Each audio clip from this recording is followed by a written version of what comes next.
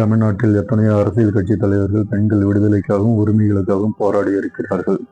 ஆனால் ஒரு தலைவர் மட்டும் பெண்கள் பிறந்தது அடிப்படையில் உழல்வதற்கு அல்ல, பெண்கள் ஆண்களின் இச்சைகளின் வடிகால் அல்ல, பெண்கள் போராளிகள் என்று தந்தை பெரியாரின் வழியில் முழங்கியவர்.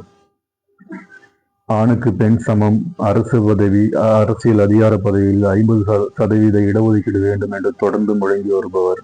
நாடாளுமன்றத்தில் பெண்களுக்கான இடஒதுக்கீடு மசோதா நிறைவேற தொடர்ந்து குரல் கொடுத்து வருபவர். அனைத்து கட்சிகளிலும் மகளிருக்கு மகளிர் அணி என்று மட்டும்தான் பெயர் சூட்டி இருக்கிறார்கள். நமது கட்சியில் மகளிருக்கு மகளிர் விடுதலை இயக்கம் என்று பெயர் சூட்டி அவர்களுக்காக மாநாடு நடத்திய மகத்தான தலைவர். பெண் விடுதலையே நாட்டின் முன்னேற்றம், அதுதான் உண்மையான தமிழ் தேசியம் என்று தொடர்ந்து முழங்கி வரும் தலைவர் எழுச்சி தமிழர் அவர்கள் தமிழ் தேசிய எழுச்சி மாநாட்டுக்கு தமிழர்களை அனைவரையும் அழைக்கிறார்.